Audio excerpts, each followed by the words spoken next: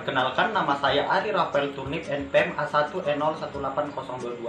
Di sini saya akan menjelaskan tentang strategi pemasaran untuk memenuhi tugas akhir dari mata kuliah kewirausahaan.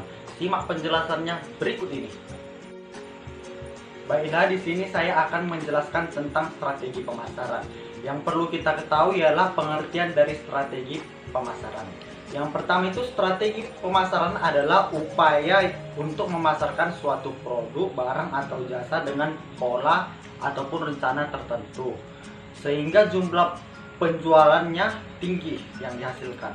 Kemudian dalam strategi pemasaran memiliki peran penting dalam suatu perusahaan karena berfungsi untuk menentukan nilai ekonomi suatu perusahaan.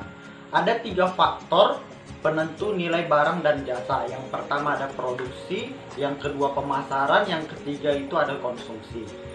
Kemudian setelah kita mengetahui pengertian dari strategi pemasaran, ada itu langkah-langkah penerapan dari strategi pemasaran. Ada beberapa langkah-langkahnya. Yang pertama itu segmentasi pasar, yang dimana dalam segmentasi pasar tindakan membagi pasar menjadi kelompok pembeli yang harus dilakukan yang berbeda dengan kebutuhan, karakteristik atau perilaku yang berbeda yang memungkinkan memerlukan produk atau pemasaran yang berbeda.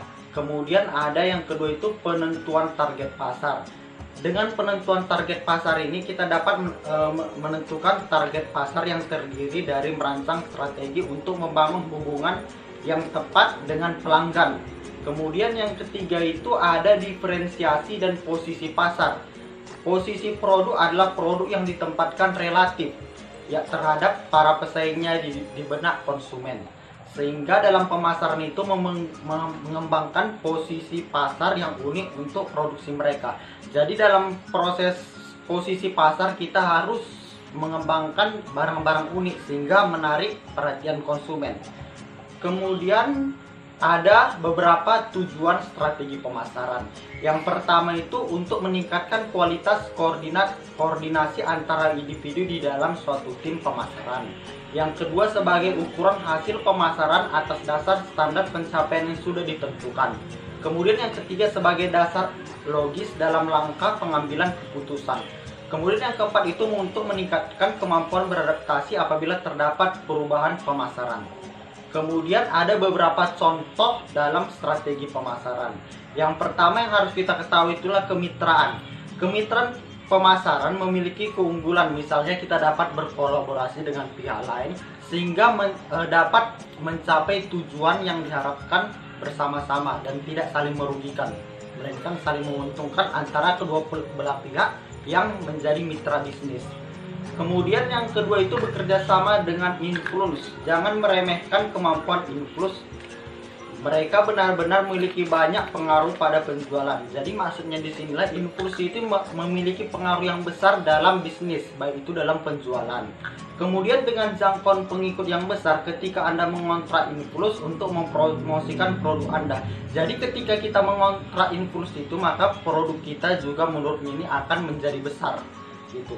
Influence tidak hanya sebagai selebriti ataupun bahan yang digunakan oleh pengusaha agar produknya terkenal, tapi produk juga dapat digunakan misalnya vloggers atau bloggers yang dapat memiliki pengaruh besar. Berarti kita tidak hanya bisa menggunakan influence, berarti bisa menggunakan vloggers ataupun bloggers. Kemudian yang ketiga itu melibatkan karyawan. Memang sangat penting melibatkan karyawan. Dalam menjalankan bisnis itu, karyawan sangat perlu dilibatkan. Dengan kita melibatkan karyawan, mereka merasa bahwa peran mereka sangat penting dalam pengambilan keputusan di bidang bisnis tersebut yang dijalankan oleh suatu perusahaan. Kemudian yang terakhir itu ialah menjaga pelanggan lama. Nah, ini hal yang paling penting ketika kita menjaga kepercayaan pelanggan lama. Karena dengan adanya kepercayaan pelanggan lama itu, kemungkinan besar menurut para pakar bisnis itu akan menarik pelanggan-pelanggan baru, karena pengaruh dari pelanggan lama ini sangat besar. Mungkin demikian yang dapat saya sampaikan dengan strategi pemasaran. Demikian yang dapat saya jelaskan, lebih kurangnya saya mohon maaf. Sekian dan terima kasih.